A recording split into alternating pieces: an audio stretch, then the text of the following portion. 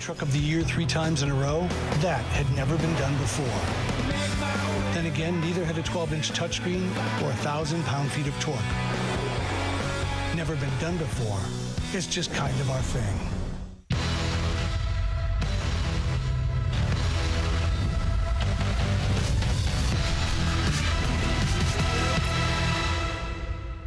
Calgary Flames have the lead here through 40 minutes. Here's Elias Lindholm, and Elias, just maybe the difference from the first period to the second. First one seemed tight, but things open up. You find yourself with 3 goals there. Yeah, obviously we played a lot quicker and had more goals on time, and drew more penalties. So it all goes hand in hand. When we start playing faster, that's going to happen. That said, 10 seconds left. How do you reset and come back here for the third?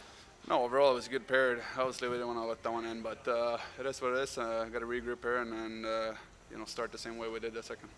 Matthew and Johnny both joining you in the 30-goal club here this season, and Andrew as well. What does that say about your group to have 3 guys with 30-plus goals here this season? 4. Four guys. Yeah. No, it's good. A lot of guys contribute this year, and a lot of different threats in different lines. So it's always good when we have a lot of goals from different guys. Counting's never been my strong suit. Appreciate the time. That's all good. Elias.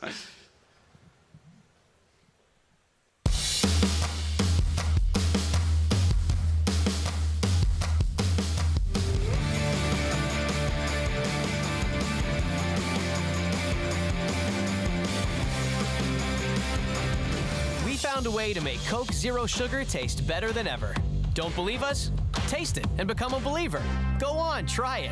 New Coke Zero Sugar, now more delicious. Best Coke ever? You bet. Puts it across. Anderson pass to Lucic. Picks it up on the corner and front. They score. Lucic to the corner off the skating shot line. From under the dome. It's beginning to feel a lot like hockey season. The team came from humble beginnings at the Corral and sealed its legacy at the Saddle Dome. To on the field. The Calgary Stampeders have finally given their fans something they've been starving for. Our sports team goes all in. Now there's a great story here. Moses Waldo and Cami Kepke are on top of their game. Global Sports.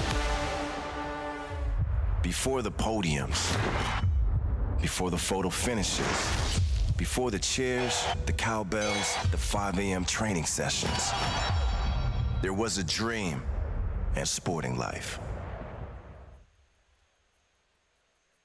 All right, Flames TV live at the intermission. Welcome inside the second intermission. It's brought to you by your Alberta Ram dealers. We talked about a scoreless first period, while second had a whole lot more in terms of offense and excitement in terms of the home team as well. Let's take a look back at what happened in that second period, and it started early and often in favor of the home side. In fact, just 33 seconds in to that middle frame. Some nice work down low by the top line and beautifully set up. Johnny Gaudreau to Matthew Tkachuk. That's his 30th goal of the season. It also ties his career high in points with 77. Nice little low to high play into the slot, and we've got ourselves a 1-0 Flames lead, and they would continue it from there. They draw the penalty, this just shortly after the face-off win, and you can see some nice puck movement here. Johnny, Matthew, to Elias Lindholm and into the back of the net. 31 on the season for Elias Lindholm. 2-point nights for Matthew Tkachuk and Johnny Gaudreau.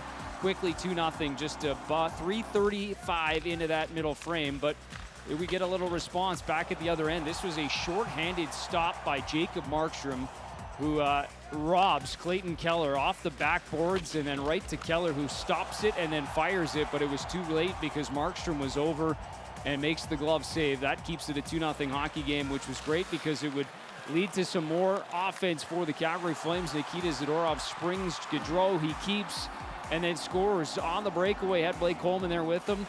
Doesn't matter. 30th of the season for Johnny Gaudreau. That's now 4 Calgary Flames players with 30 goals on the campaign or more. And we finish it off here just in the final dying seconds of that middle frame. It is Michael Carcone scoring his first of the season, and that would be just one to cut the deficit to 3-1.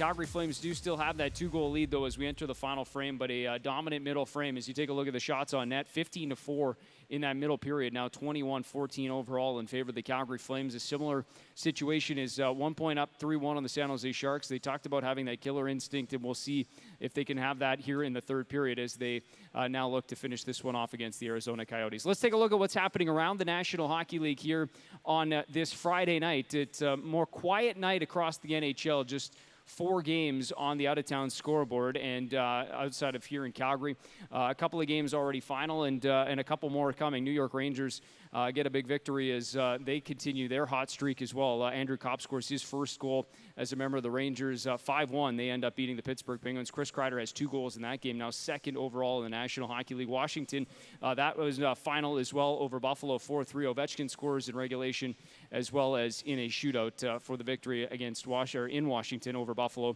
and a couple of games as well. Ongoing right now, Winnipeg Jets actually just final there now. That one was 3-3 in the third period. Josh Morrissey had tied it, but they win it now in overtime, and then one game that is still ongoing. That's the Colorado Avalanche in firm control, though, over the Philadelphia Flyers on home ice, 5-2, the score in the second period of that one.